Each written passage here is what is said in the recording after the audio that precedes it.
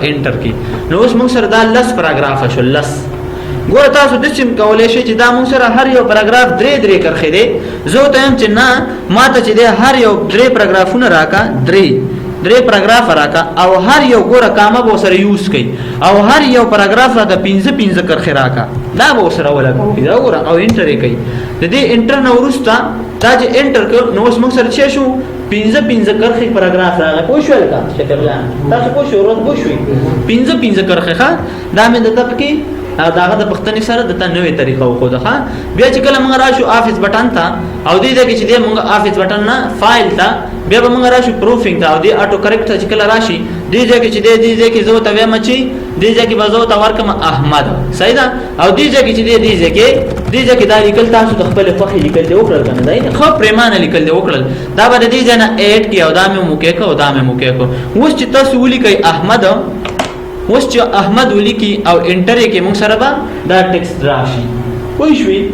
نو دا موږ بیا په خپلم لیکلی شو چې دې ځای کې موږ ځان ته یو لیکل وکړو د هغې نه ځان سره په هغه لږو تورو کې موږ زیات لیکل کړي ځان سره دا پیسټ کړو. نو تاسو کله راشئ دې ځای کې دلته لاندې به وګورئ موږ سره به دا خط پروت دی دې لیست کې وګوره دا خط دی په دې کلیک کوو دا دې نه ډیلیټ کړه او بیا راشه دا اوکې کړه. اوس چې دې تاسو مازدیګره پورې احمد ولیکئ تاسو سره دا نه راځي دا وګوره نه راځي صحیح ده. دا موږ سره د چی خبره وا دا موږ سره د دې رین خبره وا چې موږ دا مساوي علامه چې دا او مساوي او بیا پسې رینډو لیکو قوس شروع قوس بند دا چې دې ګوره دا کوم دی ور پروګرام کې لګي لیکو کنه دا اوس ګوره شیفت سره دا ور شیفت بٹن به ونی سي دا ګوره دی چې شیفت او دا نه ګوره نه او صفر دا ګوره دا چې کله ونی سم ګوره هغه دواړه خیره شول او دا قوسونه تازه شول دی دا قوسونه به تاسو اول بداو وهي بیا بداو وهي مون سره به دې ځکه بیا دا قوسونه راشي ښه.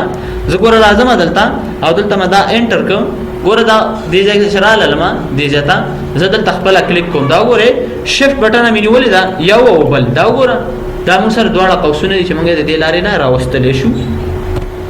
ها خبره کوم او پسې راځم د فونټ برخه تر راځم چې موږ سره په دې فونټ برخه کې سدي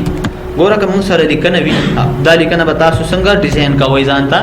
زه راځم دا مې ټوله کنټرول ا سره مې انتخاب کړه کنټرول ا سره که تاسو د دې لیکنې دا سیز غټوئ یا مثلا دا بولډ کوئ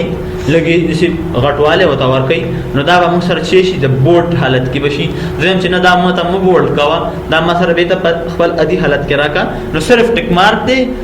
کلیک کول دی او کلیک لري کول دی. خپې ایم اس ورډ پروګرام کې هیڅ هم نشته دی. ګوره بیا راځم او چې دا را تلک پترس کا د سلیکټ کاګه کا نو دا لک تاسو ګوره د سې کاګه کول هم شي کاګه شول کنه ګوره به دا راځم دا به ته لری کا او یم چې نه به دا سره دا پترس کې کوي ما چې دې هر یو نه را تلاند خط کش کا نو تاسو خط